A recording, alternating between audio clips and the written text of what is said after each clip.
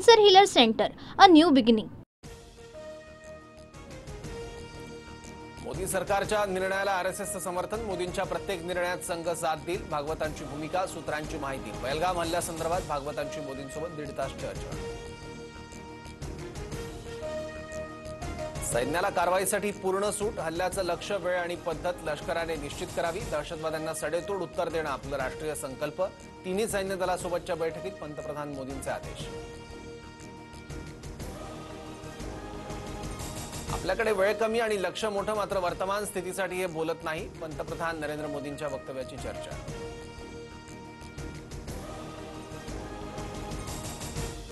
पाकिस्तानच्या माहिती आणि प्रसारण मंत्र्यांची मध्यरात्री पत्रकार परिषद. पुढच्या 24 ते 36 तासांमध्ये भारत हल्ला करू शकतो. अताउल्लाह तरारचा मोठा दावा.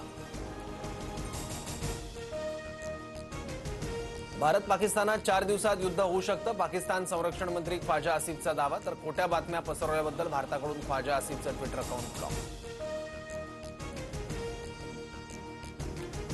झाडांमागून 2 दहशतवादी आले. एंट्री आणि एक्झिट पॉइंटवर 7 जणांची हत्या. हल्ला संपूर्ण रणनीती आखून केला. पहलगाम हल्ल्याप्रकरणी एनआयए तपासात माहिती. एलओसीवर पाकिस्तानकडून कुरापती सुरूच. नौशेरा सुंदरबनी भागात पाकिस्तानी चौक्यांकडून रात्री गोळीबार. भारतीय लष्कराकडूनही चोख प्रत्युत्तर.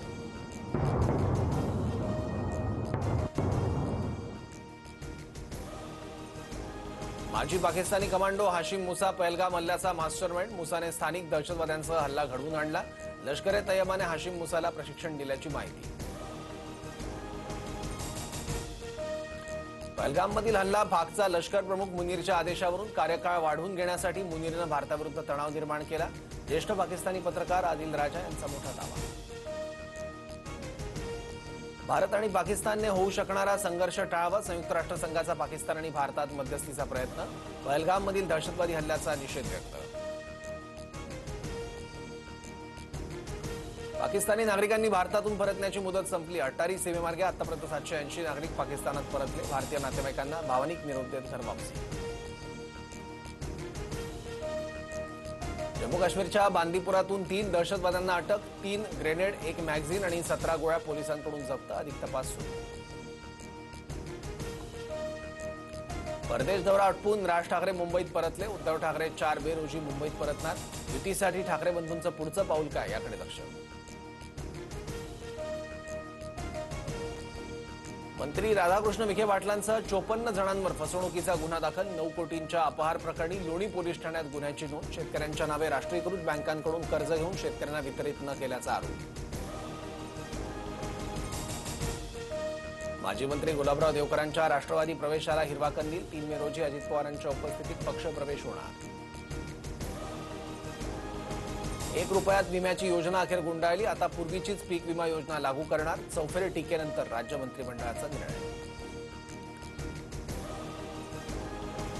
राम मंदिराचं बांधकाम 5 जूनपर्यंत पूर्ण होणार. राम दरबाराची आणि 6 मंदिरांची पूजा 5 जूनला होणार. विशाखापट्टणमच्या सीमाचलम मंदिरात तिकीट काउंटरच्या बाजूला असलेली भिंत कोसळली. देवदर्शनासाठी आलेल्या 9 भक्तांचा मृत्यू.